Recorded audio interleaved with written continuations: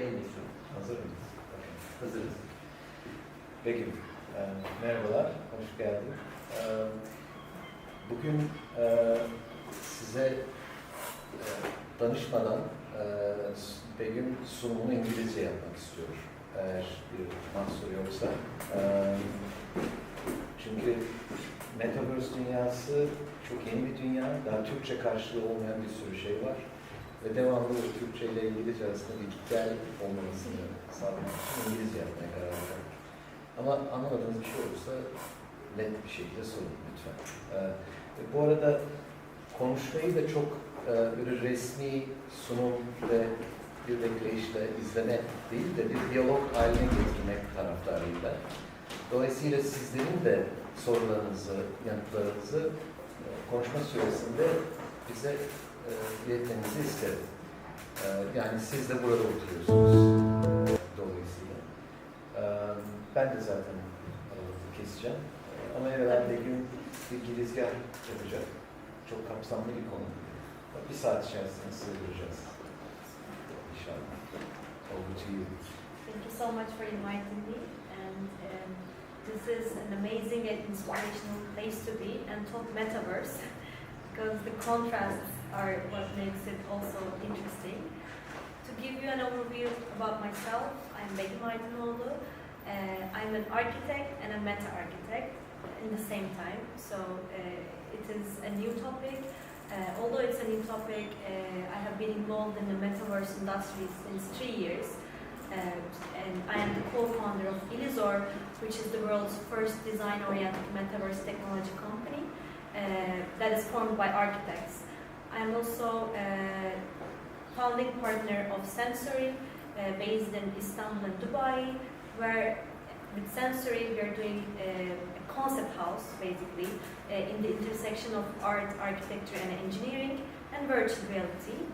So these two worlds are intersecting a lot in my own world, and I'm very happy to share my experiences in the virtual world. Today we will talk more about the Ilizor, but actually there will be some intersections between those two words that we can discuss.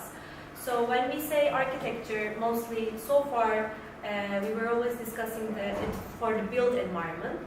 Through Sensory's work, we are not doing architecture only for construction industry or aim to construct, but also to provide our own vision for the future of how it could be in different contexts and environments. So this is, for example, a project that we were invited to do in Guangdong, China, and this project won a RIBA award. It is consisted of 7 different types of projects, and this is, for me, what is excited for me in this project was to use complex geometries and forms and to get inspired by the nature from the geometries in itself and implement it in the architectural design itself. And when we come to the meta-architecture, so physical architecture world and metaverse architecture world doesn't need to be very, very distinctive because there is a fundamental similarity in the way that it serves for human. Again, our experiences. But when we come to that, then we can talk about Ilizor, which is the world's first meta-architecture and technology company created for a design-oriented metaverse. Because when we talk about the metaverse, I'm sure since all of you are here, you know it, maybe you worked with it, maybe you just have some conceptual ideas, but it is basically a very, very broad topic that you cannot focus every aspect of it, and design is one of it, and this is what we are doing. It could be a technology, it could be the blockchain of it, it could be the data part of it, it could be the marketing of it. So it's a whole industry that we're talking about, but of course to be able to operate in that, we need to know all the other parties that are involved.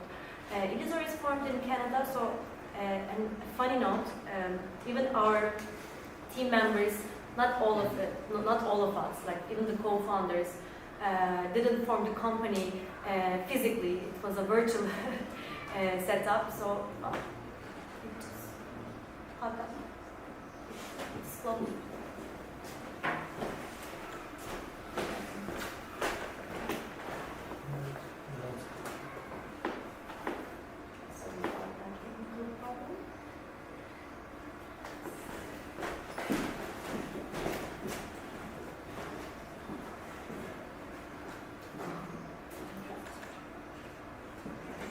doesn't like just one page. Let's skip on.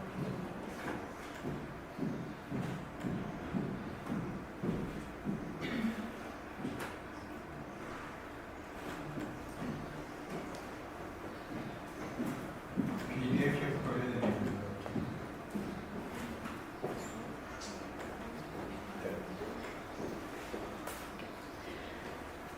So we are feeling like a design powerhouse in the metaverse because we are creating only for the metaverse. So we are not replicating the physical life, physical environments, and that's what formed the manifest of Illusoar as a metaverse design company 3 years ago when we started.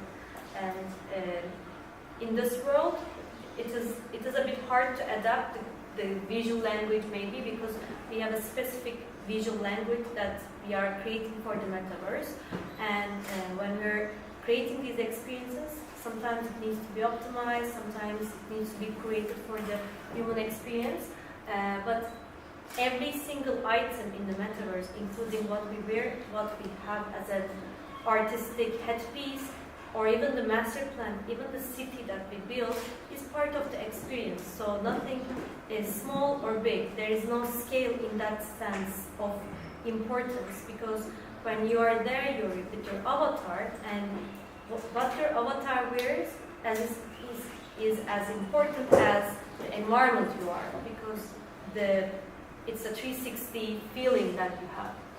And lastly, when we're talking about the metaverse, we're talking about an intersection of physical space and virtual space together converged with internet, AR, and VR.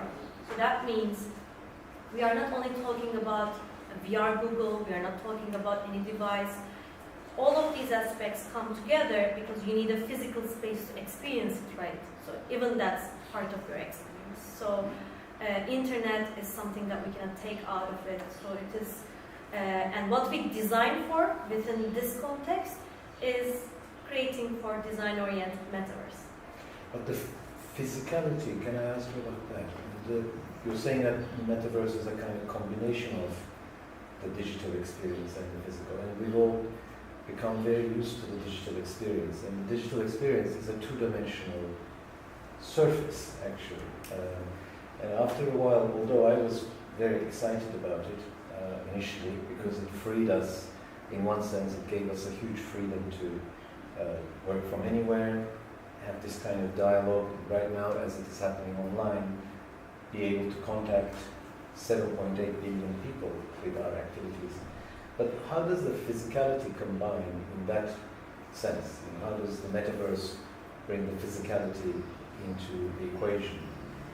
There are two aspects in this. First, the real environment that we are, even though I am going to metaverse, if I am going to a website that is allowing me to enter the metaverse from that couch, or maybe I'm even a space that I'm having this experience specifically for that, a specifically designed space for that experience is one side. Also, B is the technology part. So there are new technologies, actually not that new, like wearables. Wearable technology. And with all of these coming together, we will have that real immersive experience. And right now, we're in the hybrid phase still, because there is no real blockchain integration, there is no real wearable integration, device AR integration. So at some point, we will find ourselves, because everyone right now, I'm sure everyone in this room have a smartphone. And it is a tool that we have in our pocket. And maybe in the near future, not maybe, it will happen, through AR we will enter the metaverse just with a click that we see on this wall. We will just enter the metaverse. Will be connected. Yes. In that sense. Exactly. So when I'm transferring a sensation across the metaverse, it's transferred through what, haptic sensory devices, basically. So our universe is not just going to change in this sense, but actually it will touch practically every aspect. True. The only thing that we won't be able to experience is the taste and smell. But even taste and smell is possible to digitally create. It is, but You can actually create devices that can, in the same sense as you can copy the flavor of a strawberry using chemical mixes. You can also emulate the smell of a rose or whatever using digital instructions to a physical device which would have been generated on the other side of the world but then transferred here. So is our world heading fast in that direction? I mean, in 1980s when we talked about the internet, we had absolutely no idea what the internet was. I could give you no clues. We had no clues. We had science fiction movies in which Captain Kirk would open his device and he would talk to somebody and there would be a vision actually. And at that time we thought, wow, the future looks amazing. But we're here already. The only thing we can't do is beam each other up and down. But quite possibly that's also going to come at some point. So, what I'm saying is that in a way here we are sitting talking about a new universe and kind of touching on its aspects. But really, it's very difficult to know what it will be like in 10 years' time, mainly because technology hasn't really caught up with the notion of what the metaverse really is, isn't it? It's an idea at the moment, which we're kind of clawing into, but when it really enters into our life, it's going to enter in a very, very specific way, where it will influence the clothes we wear, the glasses we have, even the shoes, etc. Everything will be somehow connected. Is that the future that you see coming at us? absolutely, and it's not in hype. And it's truly not in hype. There are aspects in it that is hype, that's human created, that to be able to use that momentum for specific things. For example, I believe that buying land, selling land kind of thing, like these things are a bit for the hype. But overall idea of it is like undeniable, and it is already here. It will only improve and it will only add up on it. As you said, it's as absurd as saying that internet will mean nothing in 1990s, whereas right now we are all our lives, even like right now we're streaming through the internet, and it is our life, and metaverse is going to be part of it. So and right now I am always summarizing it like this: our interface is changing. So far we always had a two-dimensional interface, so that means even the programs that we use for graphical interfaces are not 3D design programs, because we are using maybe Illustrator, Photoshop to create graphics, because we create 2D.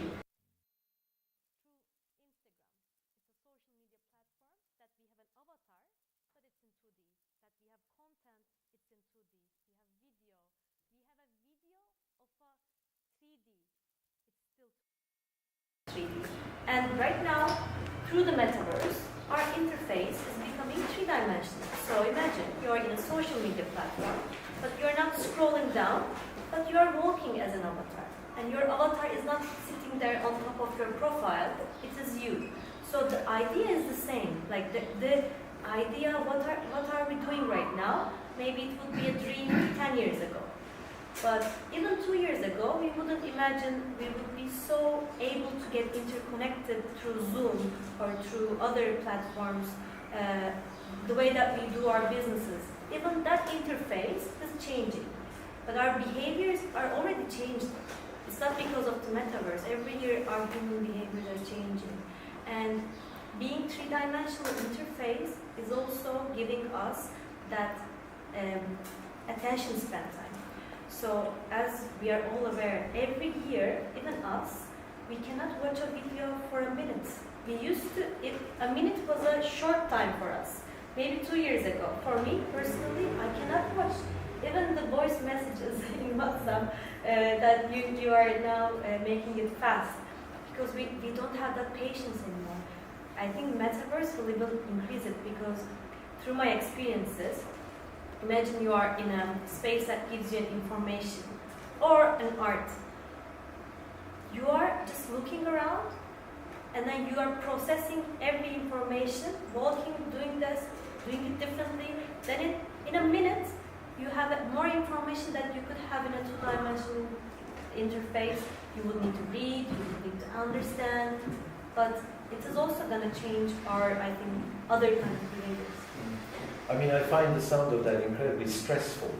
I'm already stressed, you know, I have so much information coming at me. I have information coming from my telephone, from my iPad, from, I don't know, it's literally the information superhighway coming at me all the time. So in the next generation of this, information will be coming through sensors that I'm wearing, presumably, and when I'm looking at you, my glasses actually will be transmitting data to me. And it will be saying that guy is going to Bahçeşehir University and he's studying blah blah blah. And it will even tell me your name, probably. I mean, that kind of level of information feedback, it's going to need our brains to somehow develop to cope with that as well. I mean, we have to have a kind of multidimensional sensory approach ourselves, because right now we can only deal with one thing at a time. If one more thing comes in, then that distracts me away from what I'm actually focused on. So how is that going to work, do you think? Is that really the future that you think that's in store for us? Is that how it's going to be, do you think? I think every kind of new thing will bring its setbacks, and it's one of it. But also the behaviors of the new generations are setting as standards. So the new generations can be more easily adaptable for this kind of changes because they're already in this very virtual environment from the beginning. They're the ones who are playing Roblox. They're the ones actually, I'm talking about people who are going to the maybe elementary school. They're the ones who are really experiencing the metaverse from now. And their parents are learning from them. It's very interesting. Even us, as Ilizor, we have a research team that we're conducting research, for example, with Oxford University, that we are researching together the effect of metaverse with the neuroscience and how it is correlated and how it will be, all the devices and other science departments as well. And what we find is the effect is going to be at the effect, that's for sure. We will have some changes. For example, we won't have to go to the doctor. The doctor will actually come to us in a virtual sense because there will be sufficient sensory devices within our clothing or our home, and so we won't have to move anywhere. And education, training. And education, yes, of course. So how do you think it's going to change the world of design? I mean, what's your experience of it so far? In your last 3 years, how has it affected you and what have you been doing in that world? So for us, because of all of these chaotic things can happen, that's why as architects, designers, or the ones who have the design background, can have more place in this field. Because we are organizing, we are planning the future of it, the sustainability of it in terms of the project. So design, without the design aspect, without just experience, that becomes a bit chaotic because there is two parts of metaverse: experience design and the meta architecture, and they're very intersected, and we are doing both. But so far, what we realized before we started Ilizor is there was a gaming domination in the virtual industry. That's true. So the gaming industry has boomed over the years, but designers are the gamers. So that creates a minimum requirement that we are living the fundamentals of it is designed by the game designers. But actually, it's very much related to architecture and the architecture-related disciplines. But it's not with one. Like there needs to be a collaboration between them because right now the manifests are written, and Ilizor is one of the manifests. and that's why, like, if you're interested, I can also share some papers with that we're involved in. These kind of platforms release their manifests like over 2 years and their own design information. So for example, when we're talking about virtual spaces, so far the experiences are like this. I'm not saying this for criticizing, because this is from the other metaverse platforms that is focusing on to be able to host multiple people, and there is no design concern, zero design concern. It's purely making people come together and having an event, and there is no avatar concern, there is no, maybe there is a replication of a building here, which makes no sense to replicate there as a virtual twin. And for us, actually the design, for example, this is a store, and in a store, actually, you don't need any door, you don't need any window. And for example, for Nike, we designed a store that doesn't look anything like any physical store. And that's why, or any gallery. So the decisions that we make is, should the base of it that is connected to the floor, or should it be hovering? So this kind of design, small design decisions are creating the experience, or even the scale. For example, right now you're seeing an exhibition that we did with Julian Fenner, an Italian artist. So the scale of the panel is the most important, one of the most important things in the experience.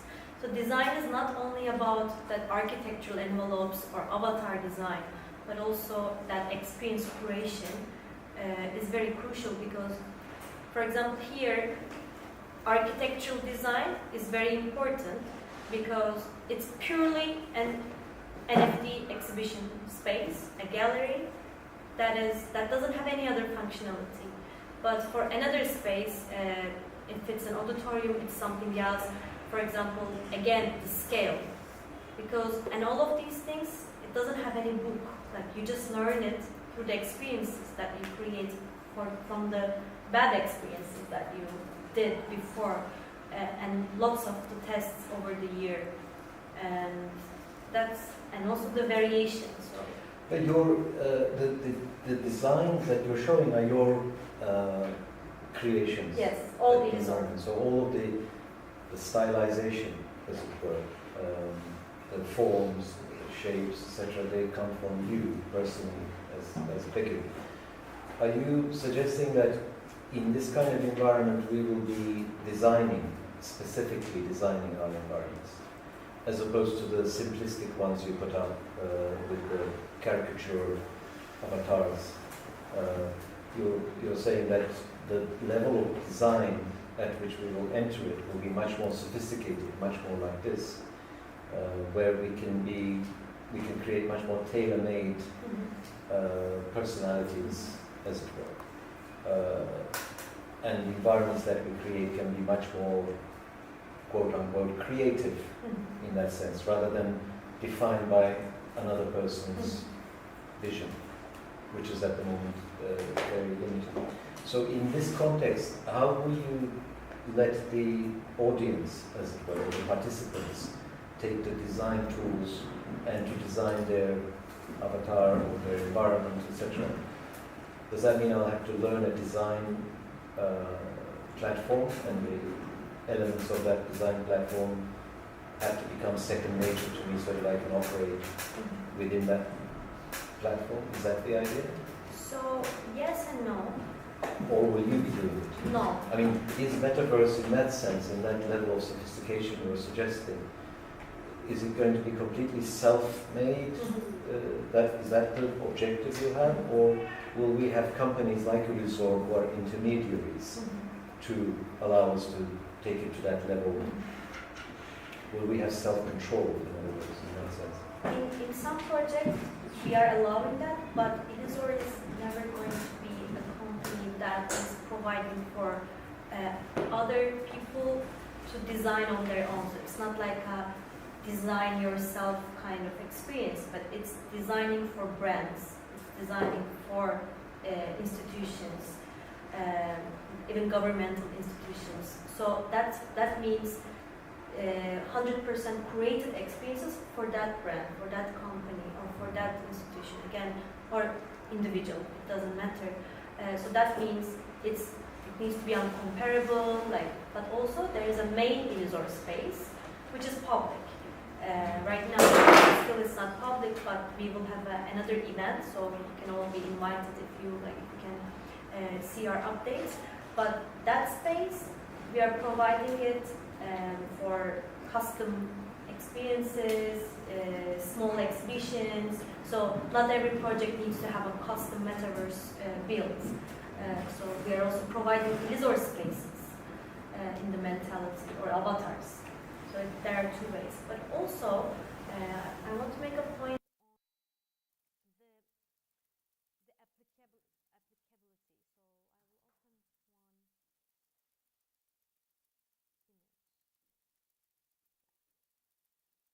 For example, for us, do what we design in the metaverse as all of the architects. It will be, I think, earliest 3 years. It all depends on the technology. That's why we have been building our own technology since the beginning of the company, since 3 years. Because without the technology, we cannot run the designs that we have. And there are so many limitations, incredible limitations. That's why we are still not able to have that metaverse experience in web.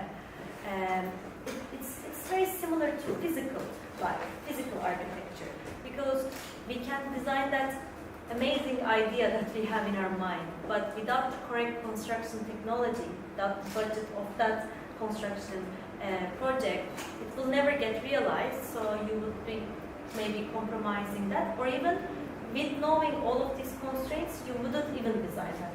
So it's the same.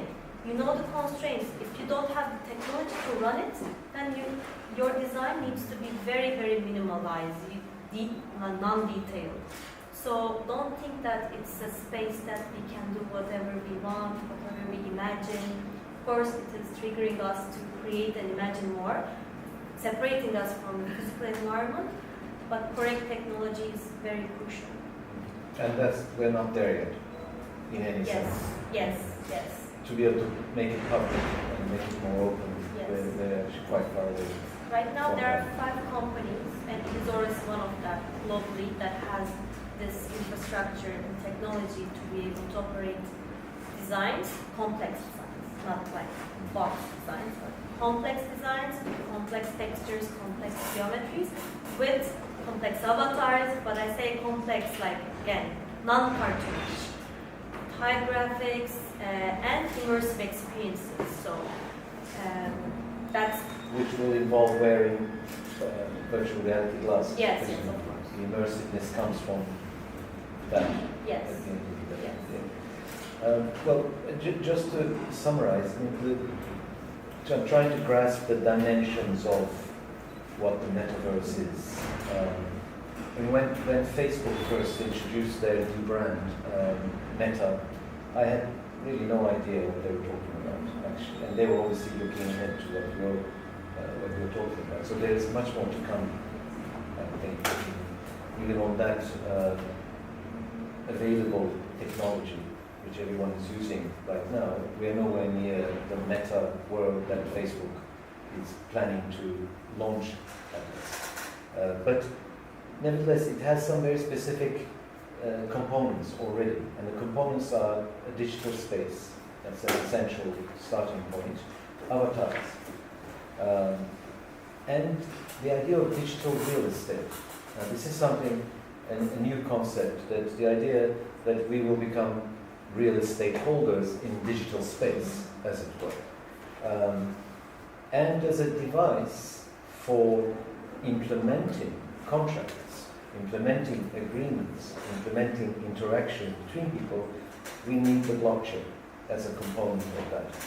And all of that basically will give us a communication platform within which we can interact in the same way as we currently do in our relatively old world. Let's call this the old world of the current social media platforms that we're operating in. all of that will also become a communication platform. So in the metaverse universe where we are all operating within that relatively sophisticated environment, we'll also be sending messages to each other, in the same way as we do now. Our Instagram will be a very different kind of Instagram. It won't be called Instagram. It will be whatever it is. But in that universe, we'll have all of the facilities that we currently are used to brought under one umbrella, as it were. And your company, User, is trying to be one of those umbrellas. Is that the idea? Yeah. That encompasses all of those potentials under one system. Yes, but with integrations. So sometimes we don't overload all this. To integration to what? Maybe an external part for blockchain, for that. But everything needs to be, as a bare minimum, needs to be internalized. Yeah. For the extra experiences, or even like more heavier, or maybe we don't even know what will happen in 2 years. So it's always modular and expandable. So it's not always very close. And also interoperable. That's the critical Multiverse. word, isn't it? Yeah. In the multiverse, the various universes have to be able to operate with each other. In other words, the interfaces will have to talk to each other. Very true. And the programs have to actually talk to each other. Because when we're talking about the metaverse, we're talking about a decentralized world, where the blockchain being decentralized is the very important aspect of the metaverse. And in a decentralized world, I cannot be a closed one. I need to be open. I need to be able to, when I say I, but we, go from there to there. For example, for now, we cannot go from Instagram to YouTube. With a link, yes, but the experience, yes. It's not, yeah. It's very one way. Yeah. And with us changing our interface to 3D, it will be easier for us to be able to do that because everything is basically a teleport button. So for example, the way that we have a very, very, like, you will find it funny maybe because all the images that I've shown you is super, avant-garde, extra detailed, sci-fi, procedural, but actually, like, I would love to show you some of the examples, but some projects that we do now is confidential, so I cannot show right now, but we will publish soon. They're super minimalistic in terms of what is there in terms of architectural design qualities. Because you don't need anything in Metaverse other than a button. The only thing that you need is a button, and if you have a content to exhibit, it's that. But other than that, you only need maybe one button to open the other buttons. So it's all about those kind of experiences. You don't need to overwhelm your space as well, because otherwise, as we were talking before, then you have lots of information that you're processing and you get tired. But the gamification is also very important, and it comes from that. I click this, then this, I click. So it's like UI, UX design in a three-dimensional way. Yeah, gamification actually is an interesting word. So can you explain that a little bit in this context? I mean, I understand what that means, but in this context, what does gamification? I want to give an example from this image. I don't know if you know Kyril Lancelin is a French artist, and he's doing these installations in real life. And we did an exhibition together with him, with other artists as well, in our headquarters of Ilzor named Pylon. And normally, in the real art world, you wouldn't be able to touch an installation if that installation doesn't ask you. You would be away from it, and you would have no interaction with this one as well. But here, it's a Flamingo Pyramid. You take one flamingo, and when you zoom in, I don't have the video, but when you zoom in, when you get closer, it says, pick a flamingo. Even that small thing is a gamification that makes, you don't need to play a game. But then your design becomes part of your experience. And then you take a flamingo, and you click, and then it just becomes in your body, and you have a flamingo, and then you walk like that. So even that installation is fragmented with people. So in the launch pad, it was so fun. Everyone was having so fun. And that when you think of it, you can ask, why are they having fun with the flamingo on their belly? But really, even I had so much fun. I don't know why. But it makes you feel good. But this is in virtual space, so No, you're wearing on web. On the web. Not even VR. So you can always experience it in both. But the real experience, I think, the real metaverse experience, if you can do it with the web, then it's metaverse. Because if it's on the VR, then it's like a game itself.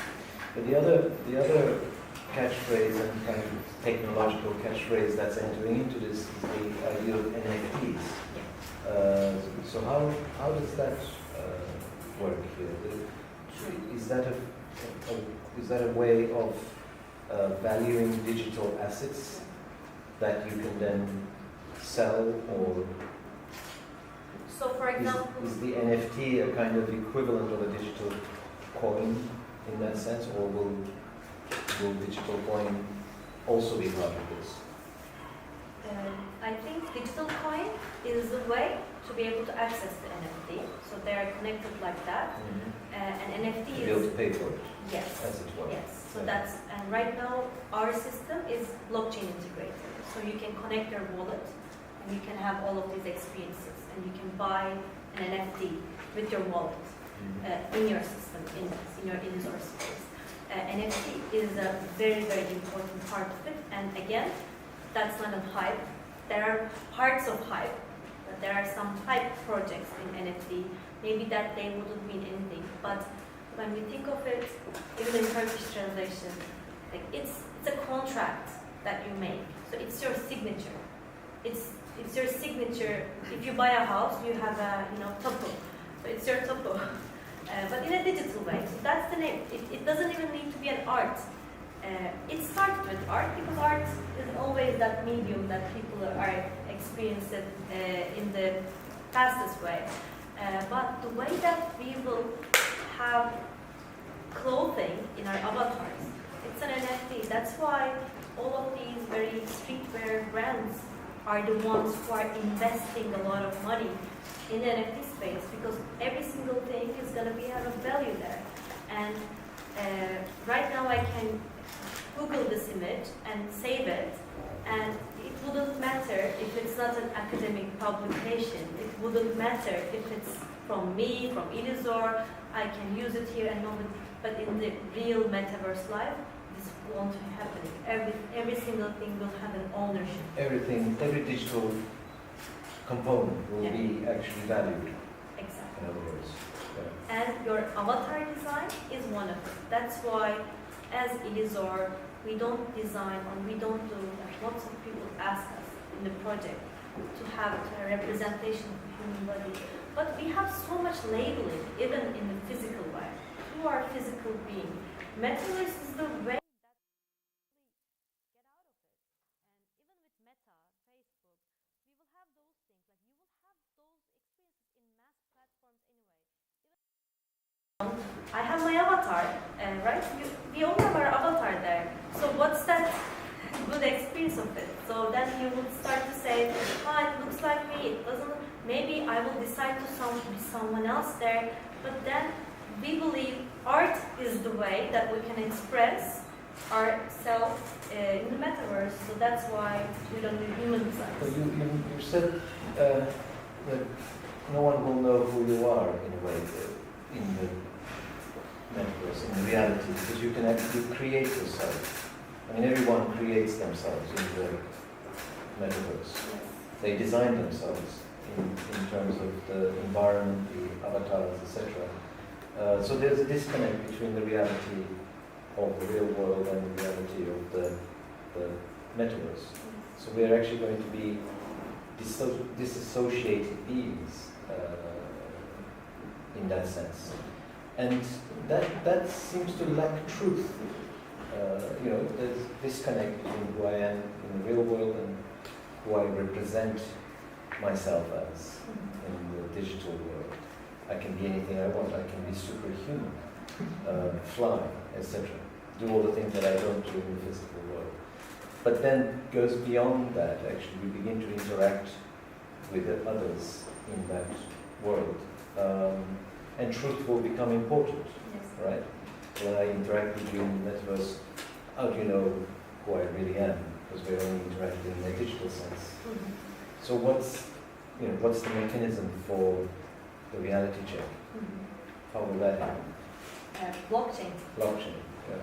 Does everyone know blockchain? I mean, I know we use the word phrase a lot, but can everyone just, who knows blockchain but truly know it, raise their hands? Not one hand. One hand, I see that. Where? Oh, a very tentative hand. Doesn't go above the heads. So, if blockchain is kind of unreal for you right now, then I suspect the notion of NFTs is probably even further away. Does anyone understand NFTs? One, two, like this. Anyone else? Like this too. Another one like that. Okay, it's fair enough. That's why we're here. We're trying to find out. I mean, I'm here as much for that reason as well. I have personally an awareness of these things because I have an interest. I'm a bit of a geek in that sense, but I haven't done a deep dive. And the first time that I did one was so that I can sit across the chair from Begüm and actually say a few sensible things. But it's interesting that really 99.99% of this audience has no idea what we're talking about. Why are you here? Actually, What attracted you here? What happened? Actually, the image of metaverse for me was something like I was looking like I was judging it, like the people were judging the art in the Renaissance time, because art and science in those times were two opposite things. But with some works in Renaissance times, break that judgment. And I think that maybe this environment could break that judgment in my idea too. And now it is breaking, we can be sure about it. And my friend is working on NFTs, and he actually sold so many works. Artistic works or yes, he's an artist? Yeah, artistic works, and I'm just exploring it, like to break that judgment, because our world is exploring another Renaissance times. So you think we're at the moment of Renaissance? Yeah, because the relations, I looked the relation between art and science in the ancient times and in the old times. It is like exactly the relation between the digitality, the metaverse, and design, I mean. Because we used to see the design something for the human.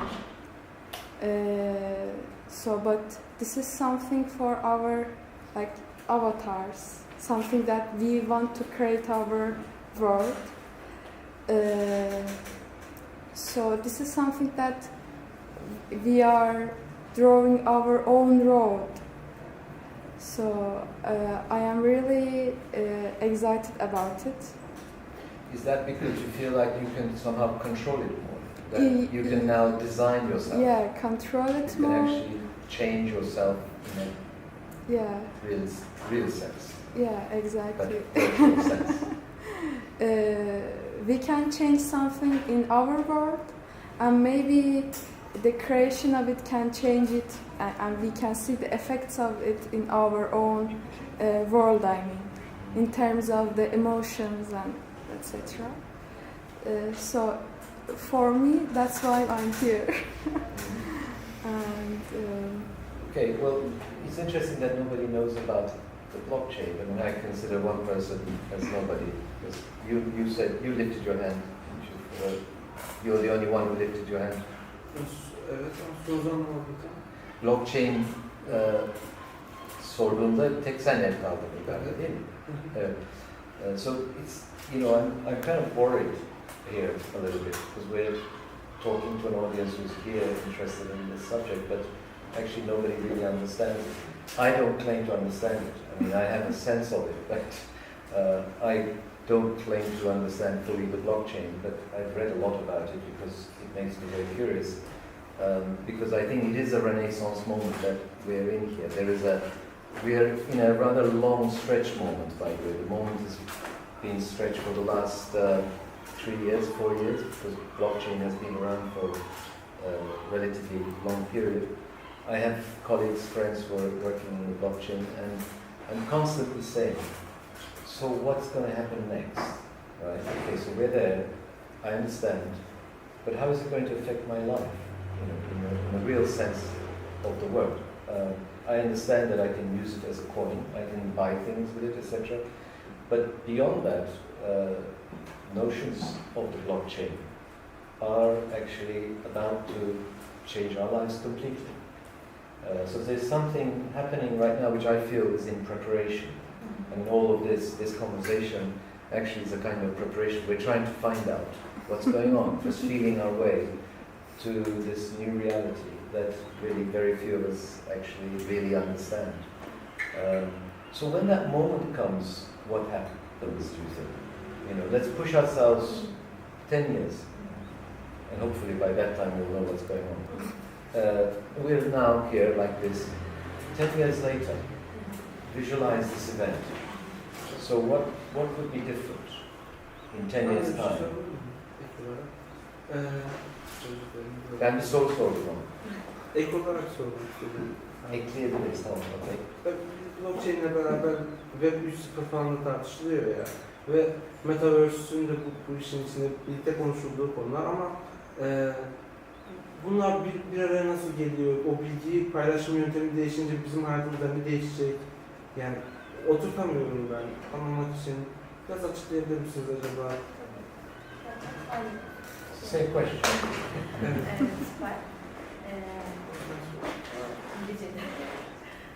İngilizce okey değil mi? Çünkü İngilizce anlıyorum çoğunu ama benim daha çok şey yapmaya çalıştığım Okay, I understand the question. Actually, when we're talking about ben metaverse, Türkçe'ye çevireceğim biraz. we are talking about Web 3.0.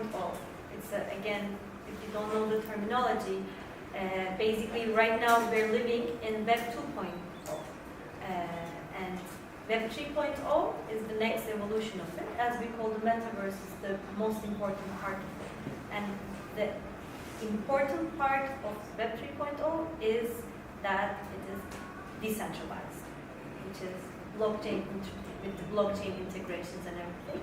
And when that moment happens, and in 10 years, I think it's not a question about, or everyone is also like discussing, is it going to be replacing our physical experiences? Now will we live in metaverse? No, I don't think so. I am an optimist about it.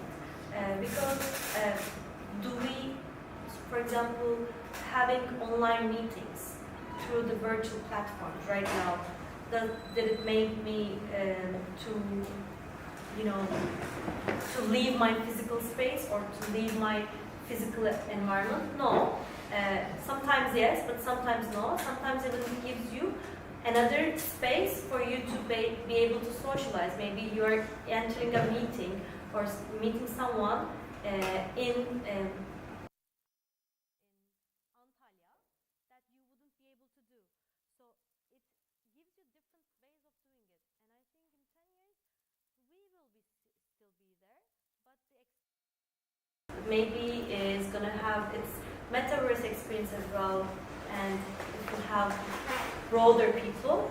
And then also I think AR glasses is gonna be an important part of our life.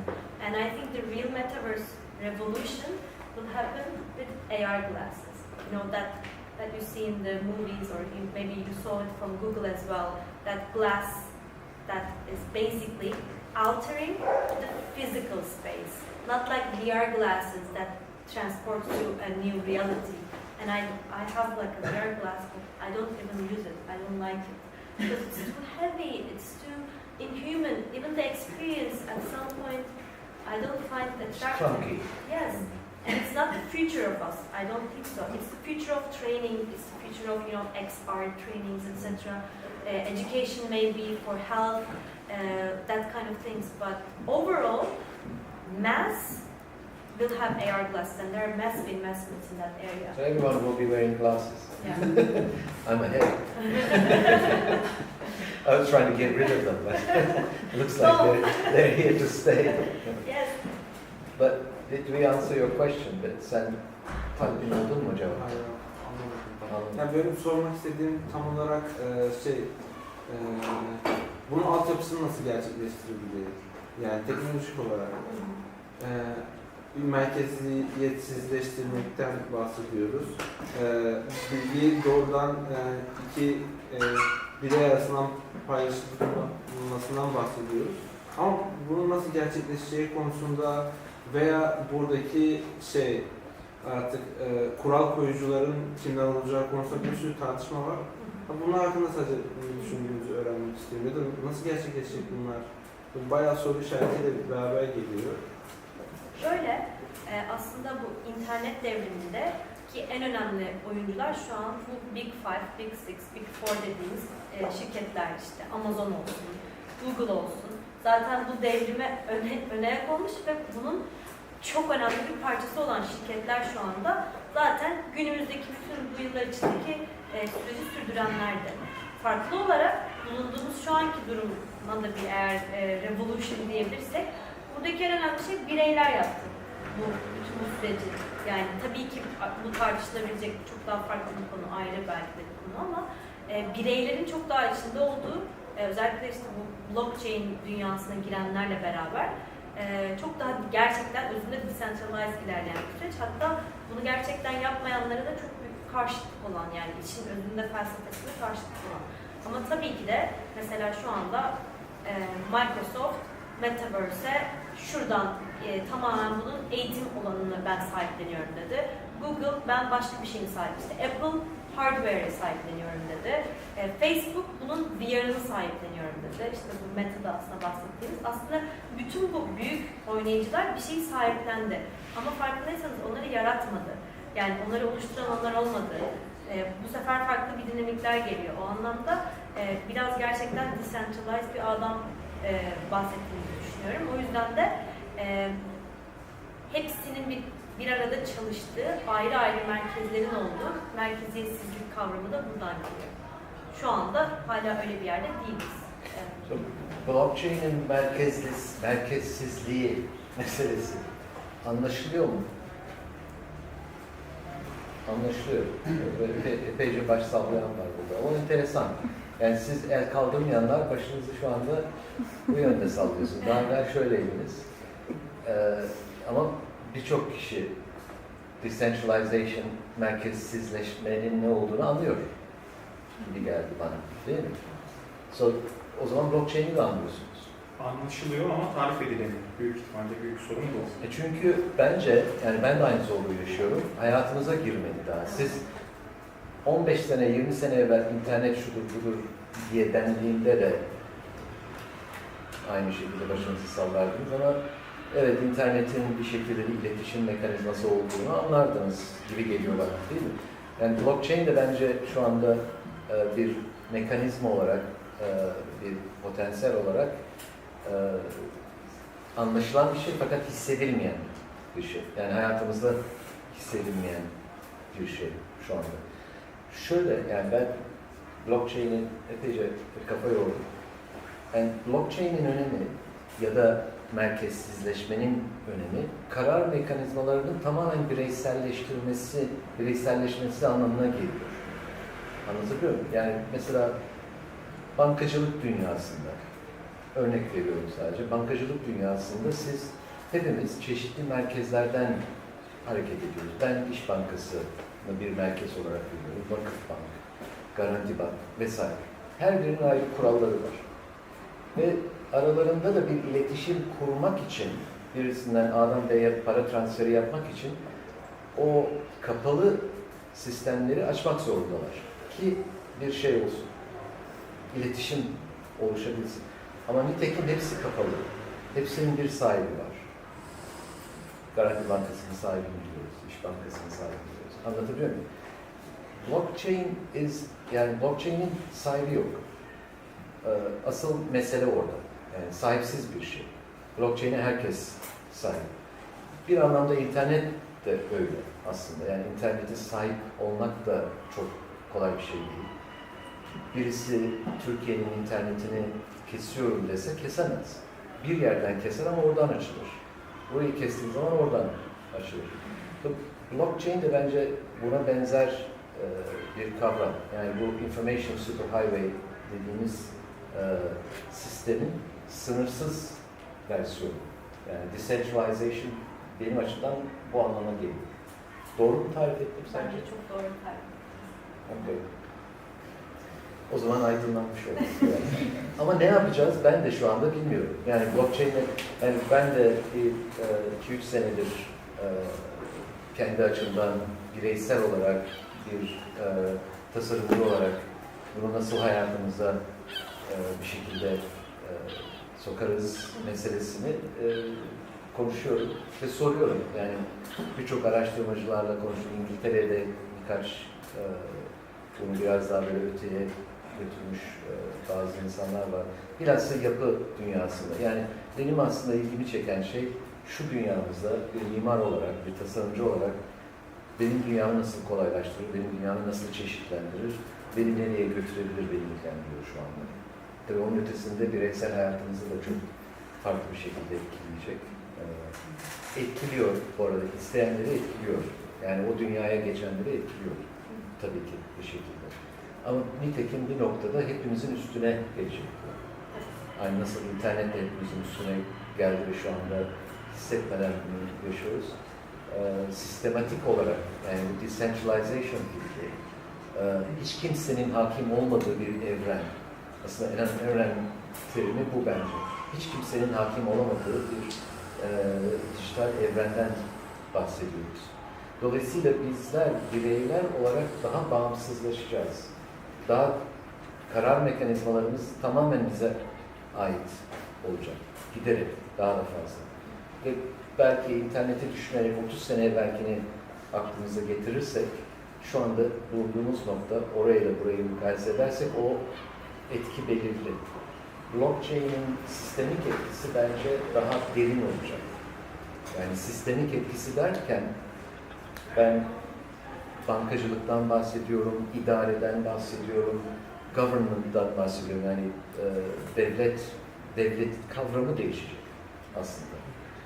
Devletler parçalanacak sonuçta. Yani decentralization, aslında decentralization, merkezleşmenin en belirgin tarafı ulusallaşma. Yani o düşünürseniz ülkelerin her biri bir merkez. Onların içinde de küçük küçük merkezler var. Dolayısıyla herkesin etrafında bir sınır var ve bizim kararımızla biz o sınırların içinde, o evrenin içerisinde yaşayarak hayatımızı devam ettiriyoruz. Bence o evren tamamen parçalanacak. Ve bizler bireyler olarak hareket alanımızı daha da geliştirebileceğiz. Fiziksel olarak ve virtual bence hareket alanımız genişlemeye başlayacak. Peki, buradan sonra ne yapmamız gerekiyor sence? Yani bizim konuyla ilgili hiçbir bilgisi olmayan kişiler olarak bizler ne yapmamız gerekiyor? Bence öncelikle bu konuya gerçekten bunun varlığını ve olacağını kabul ederek başlamamız gerekiyor. Çünkü böyle bir süreçte geçirdik. Bence hepimiz. Yani bunu eleştirdik. Tabii ki fiziksel dünyadaki şeyleri eleştirdiğimiz gibi burada da eleştireceğiz ama ana kavramın varlığını bence bizim, bu kitlenin, hepimizin, bizim çevrelerimizin bunu kabul etmesi ve ben burada ne yapabilirim diye şimdiden düşünmesi gerektiğini düşünüyorum. Çünkü yine internet örneğine bakarsak, onun en başladığı zamanda interneti reddeden biri, onun sadece bir kullanıcısı oldu. Ama onu reddetmeyip gerçekten onun hakkında kafayı yormayı, sadece okuma yapmanız bile bence yeterli bu noktada. O zaman bence eğitim görüyorsunuz, eğitiminizi şekillendirebilir, iş hayatındaysanız projelerinize bakış açınız veya kendi gelişiminizi. Çünkü bu bir hype değil. Bence ilk yapmamız gereken şey bu. Çünkü benim burada gözlemlediğim şey bu. Herkes çok eleştirel yaklaştığı için bir şey üretmeyi bırakın. Bunun hakkında pozitif veya bunun varlığıyla ilgili bile çok şüphelerimiz var.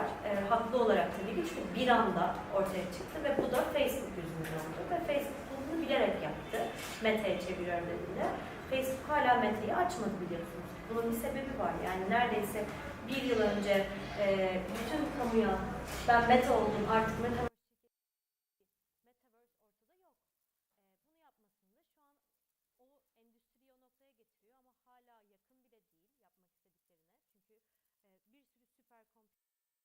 yapıyorlar. İnanılmaz dev bir süperkompütür ağları sadece Metaverse için yapılıyor.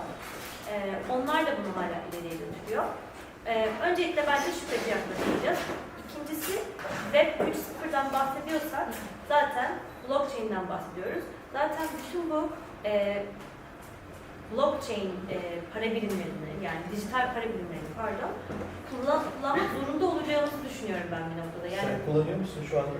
Yani biz şirket olarak kullanmamız gerekiyor. Yani şöyle söyleyeyim, ekipler olsun, ödemeler olsun, biz bütün bunu zaten entegrasyonunu yapmışız ama başka tür, yani hibrit yine. Yani tamamen o dünya, tamamen o dünya. Çünkü böyle bir zorunluluğumuz artık hala yok. Ama olacak. Yani bu dünyadaki alışveriş şu anda dijital olarak yapılıyor zaten. Tabii. Dolayısıyla yani o digital currency bir realite. Tabii ki. Zaten şöyle, zaten digital currency'mizi şu an dolara hemen çevirebildiğiniz zaman zaten onun varlığını sorguladığınız noktadan da kalkıyorsunuz. Onu fiziksele çevirebildiğiniz için aslında şu an günümüzde çok da bir kavramsal bir soru işareti yok bence. Evet. Hayır, Kaliforniya'da gidip bir espresso da alabiliyorsun. Aynen. Aslında başka bir para birimi. O da burada yavaş yavaş gelişmeye başladı. Burada digital coin kullanan yerler var mı? Ben hiç karşılaşmadım. Böyle bir kafede kahve almak için coin ödediğim bir yer yok değil mi? Ben hiç karşılaşmadığım için söylüyorum. Ama yani orada biraz geçiyoruz gibi geliyor bana. Ben kendim de buna dahil bu arada. Ben 4 sene evvel ya şu Bitcoin nedir, şuna bir baksam mı dediğim zaman $2000 mıydı, neydi bilmiyorum, hatırlamıyorum şimdi. Akıllı bir arkadaşıma sordum, o da hiç yaklaşmadı. hiç dokunmadı, o aptalca bir şey, gelip geçecek falan filan. $50.000 gelince onu öldüresin geldi. Düşünsenize o almış aslında. O da taş devrinde yaşıyordu o zaman. Evet, o taş devrinde yaşamaktan memnunum. Evet. Ama şey var Selçuk Bey, regülasyonlar yani ülkeler olmalı çok önemli. Regüle olmadığı zaman onu kafede de kullanamıyoruz. Evet. Gibi bir noktası olduğu için o yüzden biz mesela şu anda Dubai'deki Virtual Assets Regulatory Authority bir devlet kurumu, orayla çalışıyoruz. Dünyanın ilk Metaverse için bir regülasyon yapan devlet kurumu. Yani artık o kadar ilerideler ki vizyon olarak bence. Metaverse'ini regüle etmek için zaten ayrı kurmuşlar. Blockchain değil ayrı olarak. O yüzden onların Metaverse'ini yapıyoruz dinozor olarak. Ama aynı zamanda işte regülasyon kısmını en baştan kurguluyor. Yani burada o yüzden ülke kavramı çok önemli ileriye gitmemiz için. Ama Türkiye'nin de bence bu anlamda atılımları var. Dubai, sormak istediğim sorulardan birisi. Sen Dubai'de yani aşağı yukarı her 2-3 ayda bir ay geçiriyorsun. Öyle bir durum var şu anda değil mi? Evet. Ve şirketin çalışanları sadece Dubai'de değil bu arada. Kanada'da bir takım ekip var. Kanada, Londra'da. Çili. Evet. Yani Metaverse'ü yaşatıyorsunuz şu anda. Çalışma ortamınız hakikaten Metaverse'de şu anda. Evet, Discord'da. Sen? Discord'dayız. Evet. Oradan konuşuyoruz. Evet. Zoom'dan konuşmuyoruz. Metaverse'de kendi 3 boyutlu dünyamızda avatarlarımızla oradan kameralarımızı açıyoruz. Keyifli olur mu? çok keyifli oluyor. Nasıl oluyor Göstermek yani? mümkün mü bunu yoksa? Şu an size gösteremem de bizim bilgisayarda. Okey, tamam. Ama ben yani Bir gün oradan buluşalım sizinle. Okey, tamam, pardon. Ama sormak istediğim soru şuydu. Yani Dubai belli ki birçok şeye öncelik yapan bir merkez. Yani bir şekilde o dereyi atlayarak geçiyor. Yani biz şu anda bocalayarak geçiyoruz biraz. Ama Dubai bir memleket olarak tamamen teknolojiyi en son potansiyelini görerek oraya atlayarak geçiyor. Bunun nedeni nedir? Yani sonuçta Arabistan'ın bir köşesi. Dubai'de ne oluyor? Neden Dubai'liler bu kadar bizim önümüzdeler? Yani neden oradalar sence? Çünkü zaten nitekim bir tarihi olmayan bir şehir olarak, yeni kurulmuş bir şehir olarak ortaya çıkış amaçları zamanında işte hiç olmayan inşaat, işte çok büyük dev projelerle çıktığı noktada şimdi dünyanın evrimine de ayak uydurmak zorundalar. Çünkü onların inşaat mantığı, proje mantığı bir süre sonra birbirini tekrar etmeye ve başka şehirlerle çokça yarışmaya başladı, başka ülkelerle. Aslında Dubai'nin tek öne sürdüğü şey oradaki vizyon. Yani yeni bir projeyi görmek için Dubai'ye gitme isteği, en dev proje, yani bizim bazen eleştirdiğimiz tabii bir yaklaşım ama sonrasında bir playground, yani test merkezi birçok şeyin ve dijital dünyaya ayak uydurmadan sadece fiziksel dünyayla aslında ileriye gidilemeyeceklerini biliyorlar. Çünkü onlar da yine Web 3.0'ın artık önümüzdeki kaçınılmaz bir süreç olduğunu farkındalar ve onun içindeki her segmente çok büyük yatırımlar yapıyorlar ve bunu devlet olarak yapıyorlar. Zaten orada zaten bence oradaki özel kurum olmama mantığından da bu kaynaklanıyor. Yani oradaki bütün kurumların çoğu devlet kurumu olduğu için çok daha kolay ilerleyebiliyor bazı süreçler benim gözlemime göre. Yani karar mekanizması basit. Evet. Başta bir karar verici ve öncü görüşlü bir kişi bu yöne gidiyoruz dediği için her türlü potansiyeli araştırabiliyor. Dolayısıyla. Evet. Yani sence bu Türkiye'de nasıl olacak? Yani Türkiye spesifik bir vaka burada. İngiltere'ye ayırabilirsin, Amerika'ya ayırabilirsin ama Türkiye çok spesifik bir vaka. Burada nasıl gelişiyor sence? Burada bence çok heyecanlı şeyler var. Ben buranın regülasyonlar anlamını çıkarırsak bir kere çok iyi kitleler olduğunu düşünüyorum. Biz bence toplum olarak bu tarz yeniliklere çok kolay adapte olabilen ve bunları heyecanlanabilen bir toplumuz. Geç kaldığımız şeyler var ama ben görüyorum ki bu alanda iş anlamında çok iyi şeyler yapılan, yurt dışında gördüğüm, karşılaştığım, tanıştığım gerek Metaverse, data konusunda olsun, bunun ajansı olsun. Mesela dünyanın ilk Metaverse ajansı Türkiye'den çıktı. Mi Metaverse ajansı. Standby Creative Group'un kurduğu bir şey. Türkiye merkezler ve dünyanın ilk Metaverse ajansı oldular. Sadece Metaverse için kreatif ajans hizmeti veriyorlar. Bu bile bence çok büyük bir şey. Şimdi onlar da yine Dubai'ye açılıyor. Aynı zamanda biz İllüzor olarak Mi ile beraber, Mi Metaverse Ajansı ile beraber TRT'nin Metaverse'ünün lansmanını yaptık geçen hafta. 2 hafta oldu zaman. Gördüm onu, evet. Onu biraz anlatır mısın? Yani orada bir imajlar var mıydı senin sunumunda? Şeyden açıldı, web sitesinden açıldı. Onu biliyor musunuz? TRT'nin meta dünyası yeni açıldı. Yani daha açılmadı tabii, vizyonunu biz. ama videoları falan var internette. Onu izleyebilirsiniz.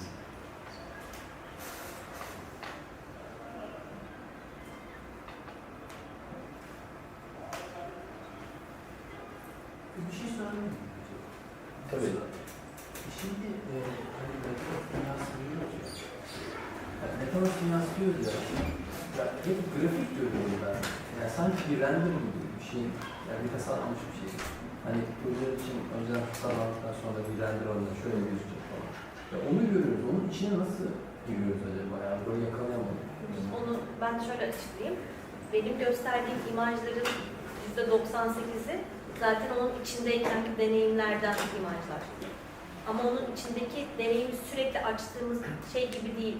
Metaverse dediğimiz kavram ne altyapı olarak, ne finansman olarak, ne birçok konuda öyle sürekli açık olup hepimizin şu an oraya girebileceği bir noktada değil. Yani şu an onun için çok büyük bir hazırlık yapmak gerekiyor. O bir proje başlı başına.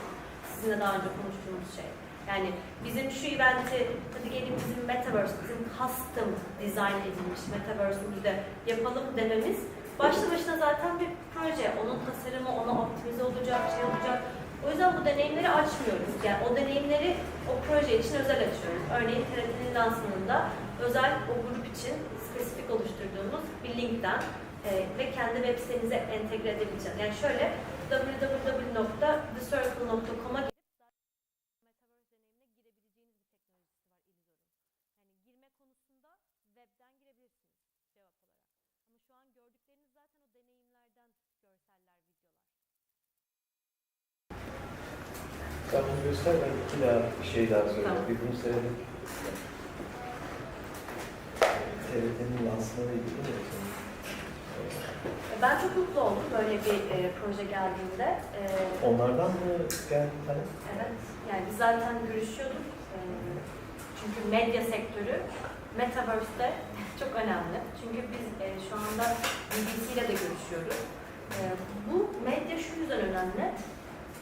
Aslında arşiv, yani biz blockchain'den bahsettiğimiz zaman aslında bir arşivden de bahsediyoruz. Bir veri depolanmasından.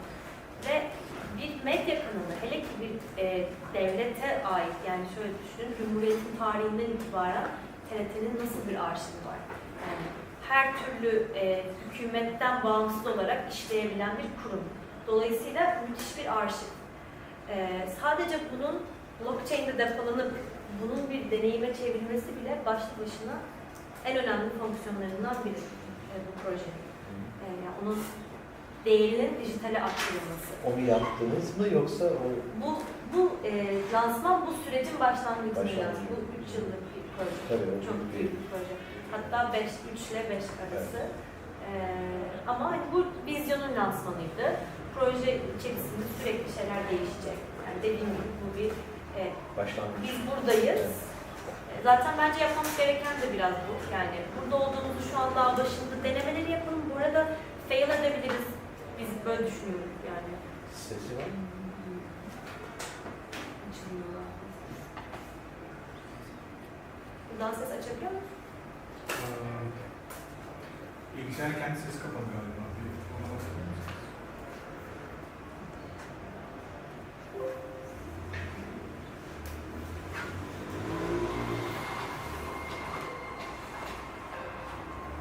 We are now connecting to our Istanbul studio for breaking news.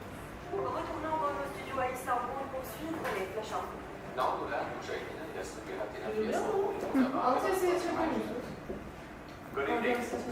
Alt yazıya gerek olmayacak. We know that the world of technology has evolved into a whole new dimension with the evolution of the metaverse. We're now stepping into a world that transforms the internet into a multi-dimensional reality. We will now participate in the internet itself in 3 dimensions. Changing channels will be replaced by changing places. You will experience and interact with characters rather than simply watch the trailer of a television series. Your favorite artist will be by your side and you will be in direct contact with the source of the news. So how and where will all this happen? Well, here it is.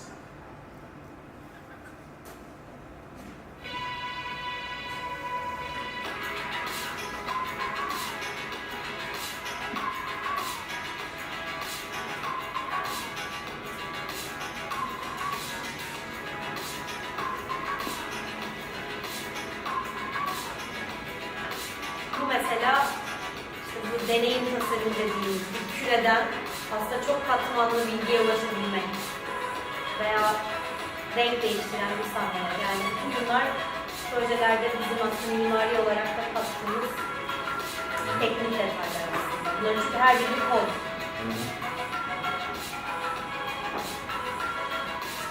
Ya da bir avatarın tasarımı. Mesela şu an bu avatarın tasarımını biz sosyologlarla, dünyadan başka akademik kurumlarla beraber bir ülkenin televizyon kanalını reprezent eden anlatım tasarımı nasıl olmalı diye çalışıyoruz. Bu başlı başına zaten 1 yıllık bir süreç. Bizim ele alış şeklimiz bu şekilde yani. Biz oradaki projelere yaklaşımımız o yüzden böyle hani çabuk yapalım olsun gibi değil. Daha yıllar boyunca sürdürülebilecek ve geliştirilebilecek projeler. O yüzden de biz zaten bu noktaya da bir şeyler yaparak, bunları deneyimleyerek, yolda öğrenerek yaptık ve şu andaki know-how'umuzu da bu şekilde oluşturduk. O yüzden biz böyle cesur markalarla aslında bugüne kadar çalıştığımız bütün markalar... TRT oldukça cesur. Çok cesur. Yani, şaşırdım. Ben onu görünce iyice şaşırdım. Bu arada. Şimdi muhtemelen birkaç soru vardı ama sizin sorunuzu ben tam olarak cevapladığınızı zannetmiyorum. Doğru mu? Ya, şöyle bir şey söyleyeyim. Biraz daha ses. Şimdi aslında yani aradığım şey şu. Hani biz yani şu an fiziksel dünyada hani dokunabiliyoruz. Yani istediğimiz zaman başka yere bakabiliyoruz. Fakat yani bu metaverse denildiği zaman hep imajlar görüyoruz. Yani çok kaliteli grafikler. Ama yani orada sanki yani özgür bir yerim gibi hissediyorum. Yani onun içinde yani bir gözlük takarak mı oraya giriyoruz? Hani yürürken biz oturuyoruz ama orada yürürken hissettiğimiz şeyler bizim normal yani fiziksel dünyada yürüdüğümüz şeyler gibi. Yani bunları tam bağdaştıramadım. Yani orada deneyimlediğim şeyler. Yani böyle bir şey. Do you want to answer that? Or? I have also a comment regarding the same question. So I think like my belief is this kind of virtual reality environments are an improved version of games. So for example, I can just see this as an improved version of Second Life, for example, or SimCity and so on. Just as like you have better graphics, you have interactions with knowledge, information, and live news and so on. But I cannot see this as a part of maybe built environment somehow. Built environment. Like, for example, in the beginning of the conversation, we were asking the relation between metaverse and architecture, or like in the first slides.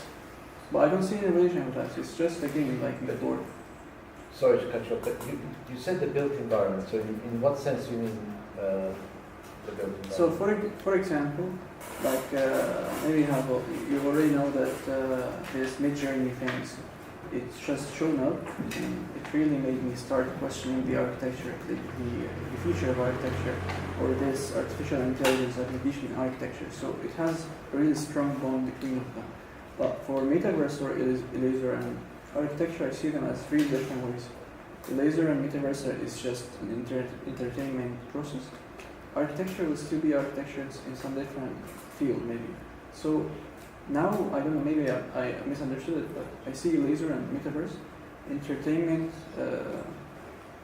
tool, and it's just an improved version of games. Like it's not just a game, like it has interactions, it has connection to the world, news, blah blah, but it's still a game as well, or an entertainment tool somehow. So that's why I see architecture and laser or metaverse really different way. But, like we can design games, we already designed them before. As you can see, for example, Assassin's Creed, you design a whole city. Or Second Life, you design the whole life of the people, city, and so on. So, what is the difference of a laser or metaverse away from being an improved version of the previous or present projects in the past? First of all, we have gamification, but we are not doing game.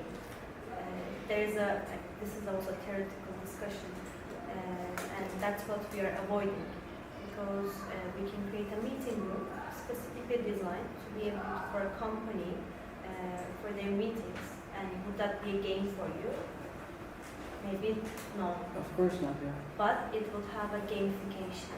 So as a meta architecture element, how we design that even meeting room, even ceiling height, is a part of the topic of meta architecture.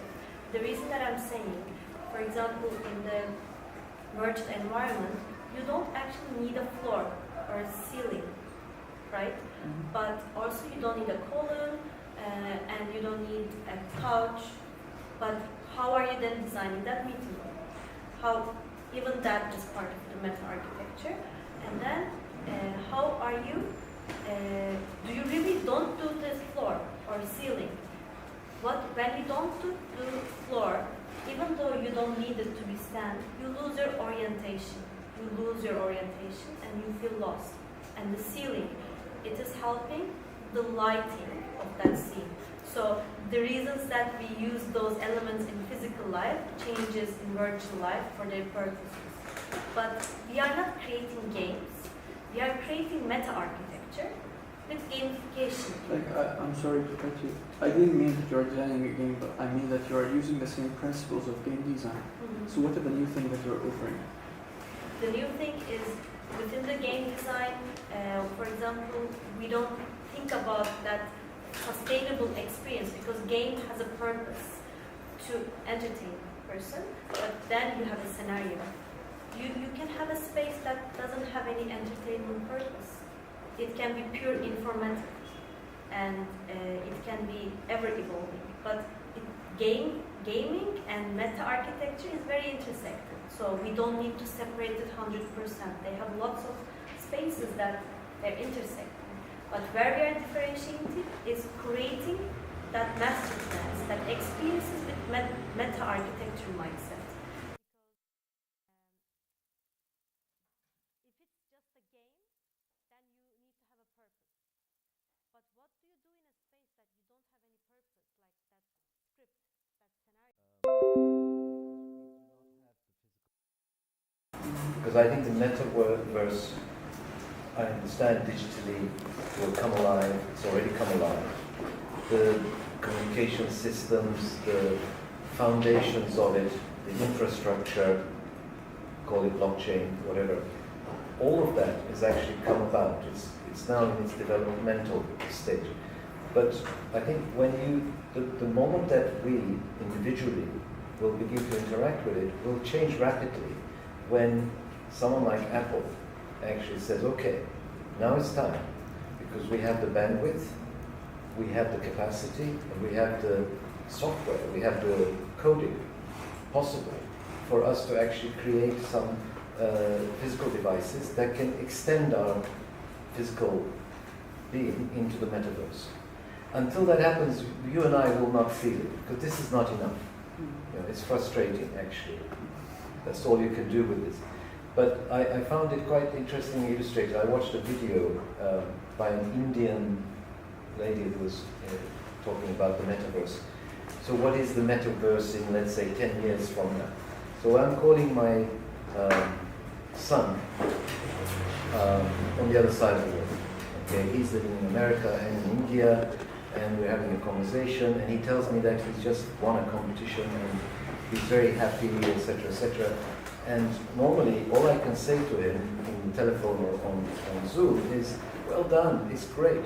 But in the metaverse, I can actually tap him on the back, because the clothes he'll be wearing will actually be digitized. They will have sensory devices. I mean, a t-shirt.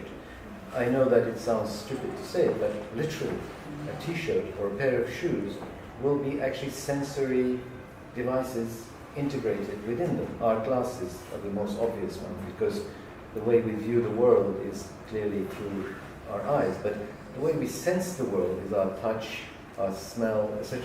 So I think we are at the early stages of this conversation, and we're finding it difficult to understand, because he's saying, what the hell, it just looks like a 3D rendering, you know, what am I going to do with this stuff? I don't think it's going to mean anything until some of us begin to actually interact with the sensory devices. You know, when we go shopping with those sensory devices. How will we go shopping? I mean, maybe you want to go to shop and go and physically shop, but actually 10 years later, there'll be very few physical shops left. There'll be physical galleries, there'll be physical exhibition spaces. Retail will become an exhibition space. And you will do your purchasing at home. And you will do your testing and trying at home. Why not do it at home?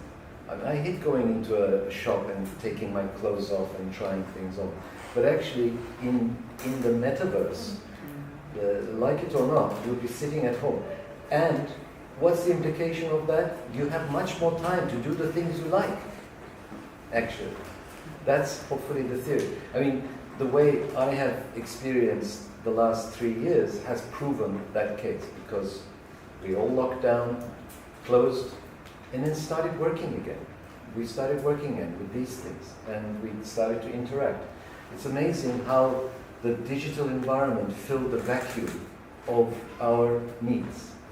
And we were very happy about it. I was extremely happy. Actually, I mean, I'm very sad for saying this because we lost a lot of lives, but at the end of the day, it pushed us through a mental block, a mental screen that we were all experiencing.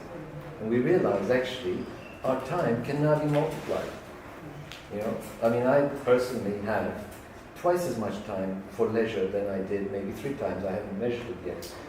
But that, I think, is going to be the implication of it. You know, where the things that we do physically, that, you know, whatever we need to do physically now, will become increasingly digitalized, and the sensory component will be delivered through the things we wear, the physicality of, I mean, these walls will be sensory walls. You know, nothing will be non-digital.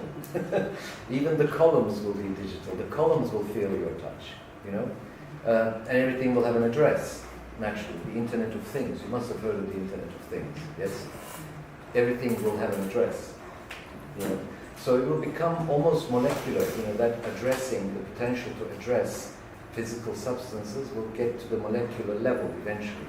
Maybe I'm going a bit further ahead now. And then at that point, I'll be able to say to somebody, beam me up, you know, because you will actually have gone to another level of digitalization, where you'll be able to transport molecules at some point. But I think that's the interface that we're at right now, because we do not right now have the physical devices in our lives. We can't really sense it. We don't really understand exactly how it is. And Begüm is already into that world because she was already into that world. She actually arrived already pre-made into that world, as far as I can tell. Am I right? We can tell it that way because I was kind of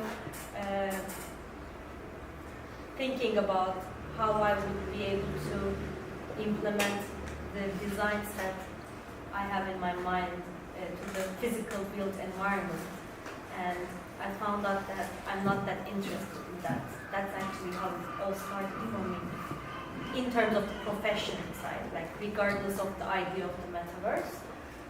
So you prefer to be an architect in the meta world, basically. That's what you're saying. No, but even the architectural projects that we are developing as sensory for the physical world sometimes doesn't have that intention to be built. Sometimes there are vision projects, as you might know, but they're not for the metaverse, for example. Mm-hmm. So they are very similar, but the contexts are very different. Mm-hmm. So there must be more questions. We have another 10 minutes, I think, because we've spent a lot of time. You already spoke. Can I just take one more from someone who needs to speak? Siz bir hype olmadığından bahsetmişsiniz. Ben de kesinlikle katılıyorum ama burada beni gerçekten korkutan bir ilerisi için 10 sene de olmayabilir, 50 sene de olmayabilir ama çok ilerisi için korkutan bir şey var. Burada sanal ile gerçek dünyanın, fizikal dünyanın aslında birbirine benzemesi, hatta birbirinin yerine geçmesi durumu da söz konusu olabilir. Yani ileride herhangi bir şekilde burada zaman geçiren bir insan zaten doktor ayağıma geliyor ya da eğitimimi oturduğum yerde alabiliyorum diye herhangi bir şekilde kendini fizikal dünyadan soyutladığı zaman en sonunda bu metaverse olayının fizikal dünyanın tamamen önüne geçmesi ya da onun yerini alması gibi bir durum söz konusu olabilir. Gerçekten bu da beni tedirgin ediyor. Ve hatta insanın mesela kendi bilincini bu avatarların mesela içine aktarması gibi bir durum da olabilir. Bunun arasındaki o ince ayrımın, yani gerçeklikle sanallığın arasındaki ince ayrım nasıl yapılacak? İleride bunun tamamen ortadan kaybolması durumu söz konusu. Yani ben bunu çok başından beri tartışılan bir konu. Ama bu kimsenin önüne geçebileceği bir şey değil. Bizim bu tarz kendi platform olarak yapanların da sorumluluğu olan bir şey olduğunu düşünüyorum. Çünkü böyle biri karar vermeyecek artık fiziksel konu diye. Ben tamamen fizikselliğimizi kaybedeceğimizi düşünmüyorum. Mesela nasıl bundan belki 10 yıl önce ya bir toplantıda nasıl yani ekran paylaşımı yaparak karar alınır diyebiliyor olabilirdik. Ve işte nasıl yani bütün şirketin işte işleyişi bozulur, bunu hayatta yapamayız diyebilirdik. Ya da eğitim, okula imkansız, nasıl öğrenebilirsin? Bilgisayardan duyduğun sesle mi öğreneceksin hocanı görmeden? Tabii ki bunların şeyi tartışılabilir yani hangisi daha iyi, hangisi daha kötü ama bence yine o dönemde de yine onun bize getirdiği avantajlarla yine fiziksel hayatımıza başka bir şekilde devam edeceğiz diye düşünmek istiyorum ben ve böyle düşünüyorum. Ama tabii ki de birçok dijitallik hayatımıza girecek. Ama zaten açıkçası bence şu anda hepimiz telefonlarımızla yani hele ki yeni jenerasyon yine yani şu anda bence biz bile çok fazla kullanıyoruz yani çok fazla dijitaliz. Sadece 2 boyutlu arayüzündeyiz. Yani Metaverse, Instagram'ın Metaverse olsa telefondan 2 boyuttan gireceğimize 3 boyuttan gireceğiz. Aslında olanlar bunlar olacak bence. Özellikle yakın gelecekte. Yani o kadar da bence korkmamız gerekmiyor diye düşünüyorum. Ama tabii ki dikkatli olmamız gerekiyor. Ama buradaki sorumluluk bunu yapanlarda. Yani. Bence korkuya gerek yok çünkü geçen Cuma bunun ispatını gördüm. Biz biliyorsun Mart 2020'den beri hala pandemi korkusuyla yaşıyoruz ve birçok insan fiziksel olarak bir araya gelemiyor. Biz de yaz partimizi yapmaya karar verdik geçen Cuma. Ve partiye gelenler yani aralarında tabii ben hariç çünkü ben çok erken bir noktada patlayıp ortaya çıktım kapanıştan sonra ama birçok insan 2 senedir hiç kimseyle görüşmüyor. Hiç kimseyle görüşmeyenler var. Onlardan bir takım arkadaşlar geldi ve oh be dünya varmış dediler. Yani fizikseli aslında hiçbir zaman bence unutamayız. Unutmamız imkansız. Bence tam aksine zevk aldığımız tarafını daha da fazla maksimize etmemizi sağlayacak. Yani benim vurgum bu. Yani dijital dünyanın bu seviyedeki dijital dünyanın bize vereceği potansiyeller bence fiziksel dünyamızda bize daha fazla zaman tanıyacak. Örneğin biz artık haftada 6 gün çalışıyoruz. Bu arada Türkiye'de hala 6 gün çalışıyor haftada. Haberiniz var mı? Dünyada bunu yapan kaç memleket var sizce? Yani 5 parmağınızı sayabilirsiniz. Neyse, ayrı bir mesele. Şimdi 5 gün Avrupa'da genellikle öyle. Ama şimdi 4 güne iniyor çalışma zamanları. Ve zaman içerisinde 3 güne inecek. Ve maaşlarımız hiçbir şekilde fark etmeyecek. Kavram bu. O ekstra 2 günde ne yapacaksınız? Gidip yüzeceksiniz ya da dağa tırmanacaksınız ya da arkadaşlarınızla buluşacaksınız değil mi? Yani dijitalleşmenin etkisi bence fiziksel olarak bu noktaya gelecek. Yani kendimize daha fazla zaman ayıracağımızı hissediyorum. Ve bunun da ispatını ben dediğim gibi bunun yüzünden, yani pandeminin yüzünden bunun ne kadar benim hayatımı kolaylaştıracağını fark ettim çünkü yüzüme vuruldu. Kaçamadım. Hele iPad'i alınca, bir de elime kalemi alınca artık sırtımda çantayla kağıt taşımaya bile gerek yok. Bütün dünya şu küçücük çerçevenin içerisinde halledilebiliyor. Ben Begüm'ün bahsettiğinin bunun daha da öteye gittiğini hissediyorum yani şahsen. Ve şahsen çok fiziksel bir insan olarak buna merakla sarılmayı bekliyorum. O yüzden araştırıyorum, o yüzden bunun hayatımdaki etkisi nasıl olabilir, bunu fiziksel olarak nasıl yaşayabilirim öğrenmeye çalışıyorum. Çünkü bunun benim hayatımı çok daha kaliteli yapacağını biliyorum. Benim vurgum bu. Onun için ben korkmuyorum. Yani şey için zaten buradaki Metaverse'deki amaç 2 boyuttan 3 boyuta geçmesi de daha da gerçekçi bir hale bürünmesi olarak algıladım şahsen de. Ve bu gitgide daha da işte geliştirilerek işte yenilikler getirilerek daha da gerçekçi hale gelecek ve artık arada bir fark ya da insanın fizikseli seçmesi için en sonunda bir neden kalmayacak gibi bir korku aslında. Yok, ben o tarafta değilim çünkü bir insanı hakikaten koklamak isterim, hakikaten dokunmak isterim, hakikaten görmek isterim. Bence öyle olacağını zannediyorum. Ama başkalarının fikri senin fikrin nedir? Şimdi ben başka bir soru sorayım. Başka bir soru var, pardon. Sorayım mı? Sor. Bu konuya bence yeterince konuştuk. Şimdiye kadar görme duyusu üzerine aslında konuştuk ve aslında bu ortamların çoğu hep göz üzerinden ilerliyor. Yani insanın gözü üzerinden konuşuyoruz. Diğer insanların diğer duyu organlarını tetikleyecek veya bunlar üzerine etkileşimi artırılacak çalışmalarınız var mı? Evet, mesela duyma, ses. Bizim platformumuzda ses, avatarlar birbirine yaklaştıkça artıyor, uzaklaştıkça azalıyor. Mesela bu bile aslında bizim iletişimimizi çok daha farklı kılıyor. Bazen ben mesela farklı insanların konuşmalarına kulak misafiri olabiliyorum. Gerçekten burada olabileceğim gibi orada da olabilirim ama uzaklaştıkça duyamıyorum. Mesela bu bir duyuya aslında hitap etmek ve o deneyimin bir parçası haline getirmek. Veya o kişiyi zaten duyuklayabiliyorum. Bunun dışında zaten dokunmayı konuştuk Selçuk Bey'le de beraber. Bu da wearable'ların, giyilebilir teknolojilerin alınmasıyla olacak bir şey. Yani tat için örneğin yeni bir televizyon çıkarmışlar. Televizyon gibi bir ekran. Gerçekten oraya bir şekilde dilinizi değdirdiğinizde o ekrandan size şey geliyor.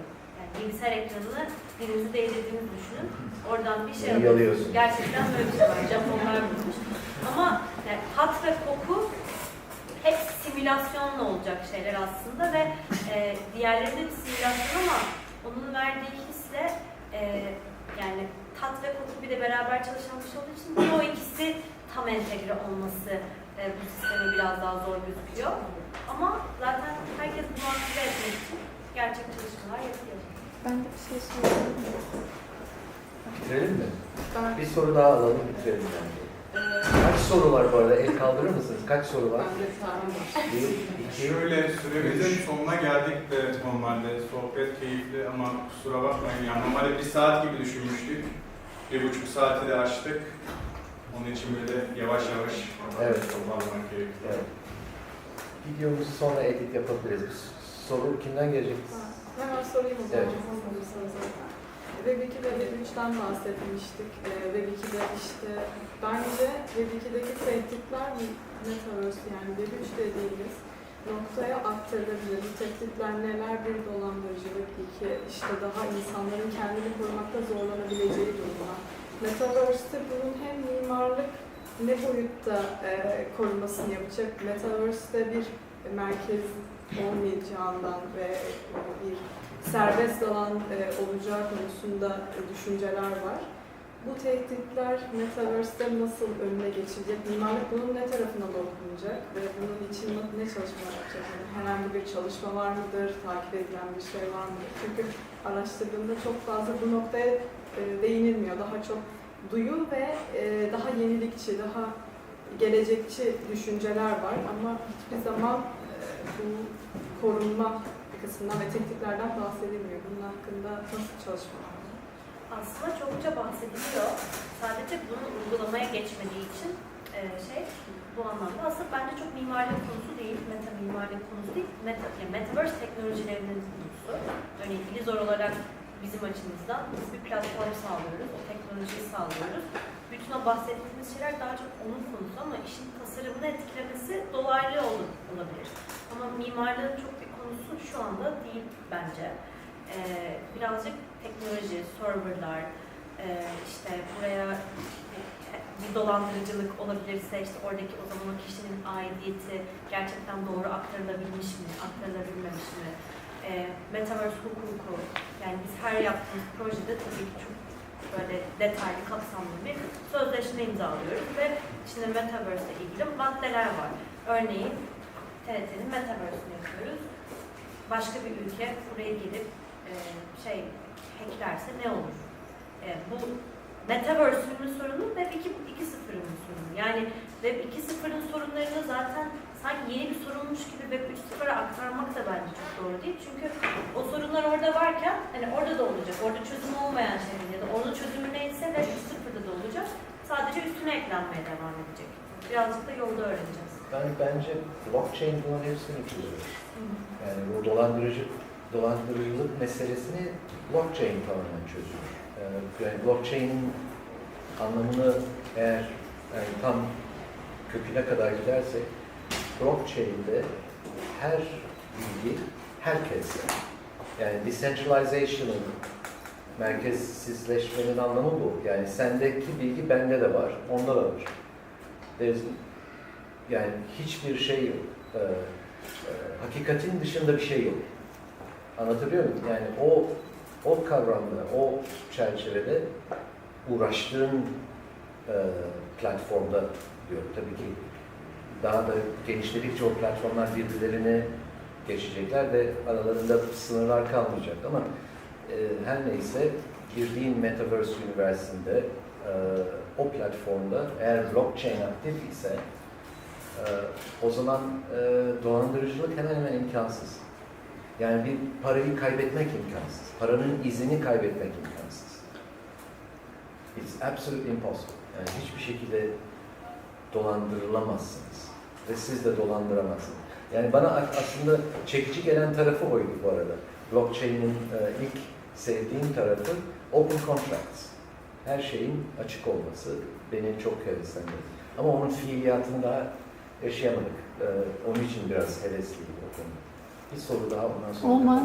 Sizin bahsettiğiniz şey bir soru işareti olarak geldi. Çünkü çok ideal ve optimist gibi.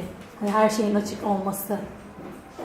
Bana daha ziyade şöyle bir daha gerçekçi taraftan bakmış olabilirim. Hani sizin idealize ettiğiniz duruma göre. Ben de buradaki mesleklerin benzer karşılıkları olması gerektiğini düşünüyorum. Eğer o ihtiyacı almak istiyorsak.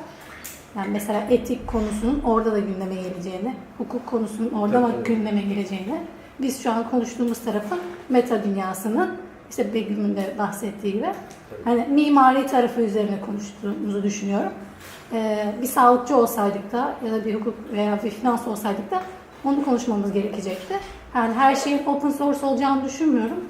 Belki şu an KVKK'yı biz kağıt üzerinde bile yeni kabul etmeye, anlamaya çalışırken hani nasıl o geçecek buna bilmiyorum ama buradaki şeylerin karşılığının olacağını düşünüyorum ben.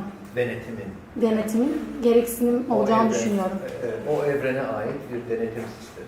Evet, doğru. Oluyordu o zaten senin evet. bahsettiğin şey oydu Dubai'deki. Evet. Dubai'deki şey o.